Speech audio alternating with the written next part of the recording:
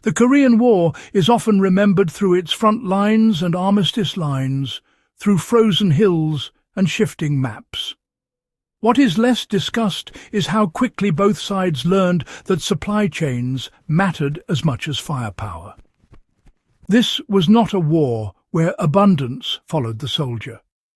It was a conflict defined by distance, weather, terrain, and sudden reversals. Units advanced faster than logistics could follow. Others were cut off entirely.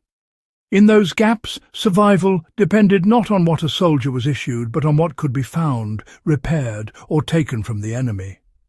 Reusing enemy supplies was not an act of desperation alone. It was a quiet, systematic practice that shaped how soldiers stayed fed, armed, clothed and mobile in a war where official supply systems repeatedly failed under pressure. The Korean battlefield forced armies to treat captured material as a second supply system. Korea's geography and infrastructure made conventional resupply unreliable. Roads were poor, rail lines were frequent targets, and weather could shut down airdrops for days.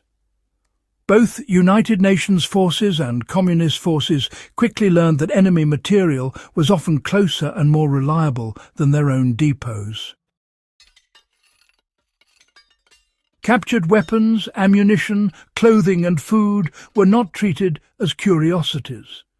They were catalogued, redistributed, and in some cases officially integrated into unit operations. This was especially true during rapid advances and retreats when depots were abandoned intact. What mattered was not origin, but usability. Small arms reuse was driven by compatibility, not ideology. One of the most practical forms of reuse involved infantry weapons. Chinese and North Korean forces relied heavily on Soviet-designed arms, particularly the Mosin Nagant rifle and the PPSH-41 submachine gun. These weapons were rugged, simple, and fired ammunition that was widely available on the battlefield.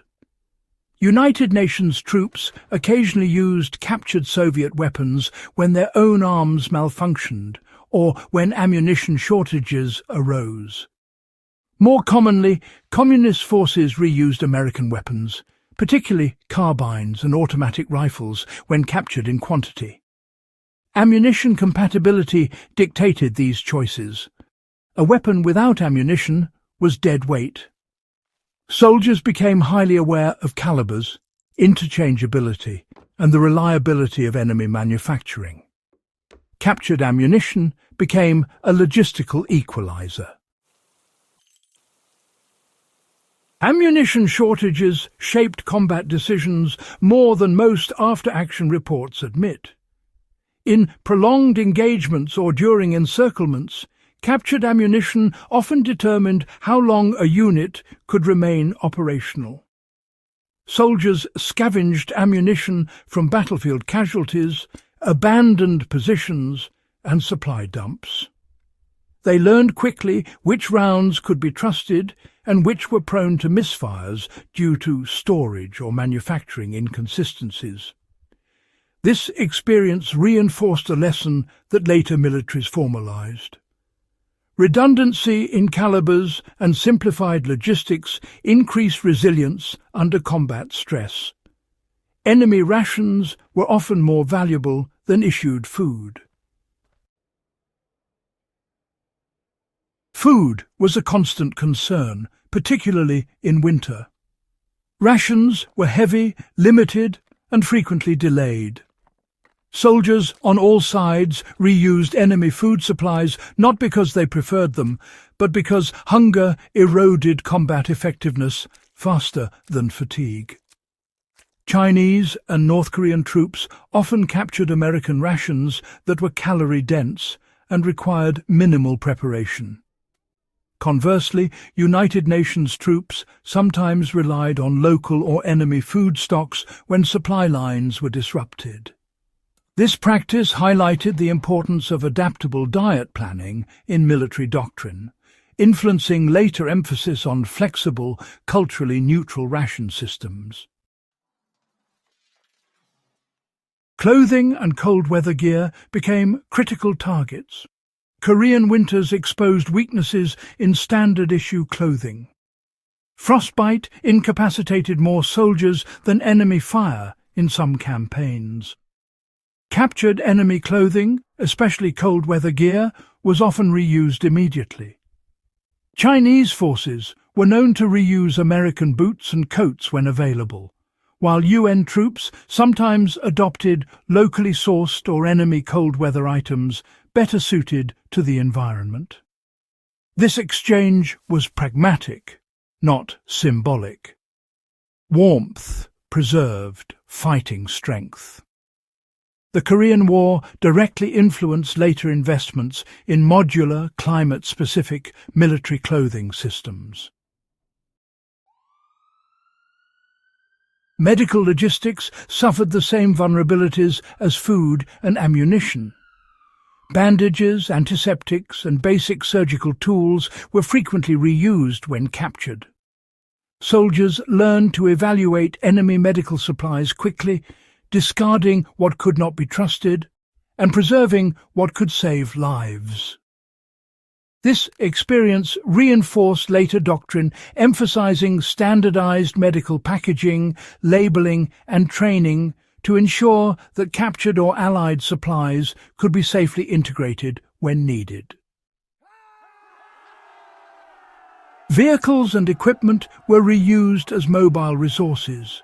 Captured vehicles, radios, and engineering tools were often repurposed rather than transported. Trucks were stripped for parts. Radios were cannibalized for components, even if encryption made them unusable. Engineering equipment was especially valuable, as bridges, fortifications, and roads determined movement and survival. This reuse mindset emphasized adaptability over ownership, a principle later reflected in military engineering and logistics training. Reuse practices blurred the line between formal and informal logistics. Much of this reuse occurred outside official doctrine. Junior officers and non-commissioned officers made decisions based on immediate needs. Over time, higher command recognized the effectiveness of these practices and quietly incorporated them into planning. The Korean War demonstrated that rigid logistics systems fail under fluid combat conditions. Flexibility, improvisation, and acceptance of non-standard solutions became recognized strengths rather than signs of disorder. Reusing enemy supplies also affected morale and perception. Soldiers learned to view the battlefield as a resource environment rather than a fixed supply pipeline. This mindset encouraged observation, patience, and restraint. It discouraged waste. Items were evaluated for function, not origin. This psychological shift is, really one of the Korean War's least discussed legacies, influencing later survival training and preparedness philosophy. The Korean War's supply realities influenced Cold War planning more than public narratives suggest. Militaries invested in standardized calibers, modular equipment, and training that emphasized adaptability under isolation. Survival training began to incorporate scavenging principles, equipment evaluation, and ethical reuse. These lessons remain relevant not only to soldiers, but to anyone studying preparedness under systemic stress. Understanding how soldiers reused enemy supplies is not about glorifying scarcity or conflict. It is about recognizing how systems fail and how humans adapt when they do. The Korean War offers a case study in resilience under constraint, where survival depended on observation, judgment, and the willingness to abandon assumptions about ownership and standardization. These stories matter because they reveal warfare as it is lived, not as it is summarized. They show how survival often depends on decisions made far from command tents and supply depots. By understanding how soldiers reused enemy supplies efficiently, we gain insight into the quiet intelligence that sustains armies and individuals alike. If you value in-depth historical analysis that looks beyond headlines and battle maps, subscribe to Warfield Survivor and share this video with others who believe that understanding the past is, well, essential to preparedness in the present.